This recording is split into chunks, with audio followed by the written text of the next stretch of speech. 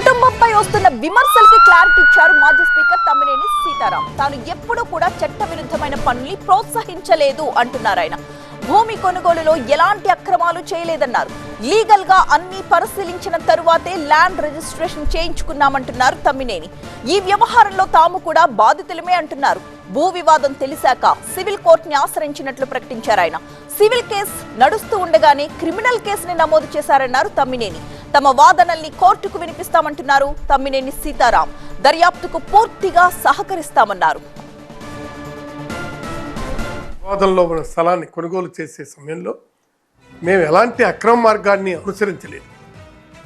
మాకు భూమిని విక్రయిస్తామని చెప్పిన వ్యక్తుల ద్వారా డాక్యుమెంట్ రైటర్లు మధ్యవర్తులు చూపించిన పత్రాలను పరిశీలించిన తర్వాతనే కొనుగోలు ప్రక్రియ జరిగింది.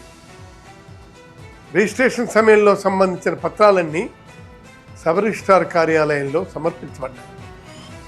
అక్కడ చట్ట ప్రకారం పరిశీలన జరిగిన తర్వాత రిజిస్ట్రేషన్ పూర్తయింది. ఆ సమయంలో ఎలాంటి అభ్యంతరాలు లేదా లోపాలు ఉన్నాయని మాకు తెలియజేయలేదు. ఆ తర్వాత భూమిపై వివాదం ఉందని, యాజమాన్యానికి సంబంధించి అభ్యంతరాలు ఉన్నాయని తెలిసింది. వెంటనే మేము చట్టబద్ధమైన మార్గాన్ని ఎంచుకున్నాం. ఈ అంశం ఇప్పటికే సివిల్ కోర్టు పరిధిలో ఉంది. గత ఏడాదిన్నరగా న్యాయ ప్రక్రియ కొనసాగుతుంది.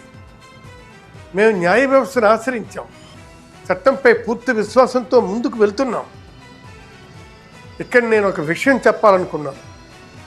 ఒకవేళ ఈ వ్యవహారంలో భూ యజమాని కూడా మోసపోయి ఉంటే నిజంగా బాధాకరం.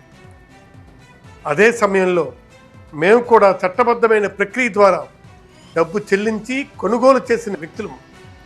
అందువల్ల ఈ వివాదంలో మేము కూడా బాధితులమేనని మా అభిప్రాయం.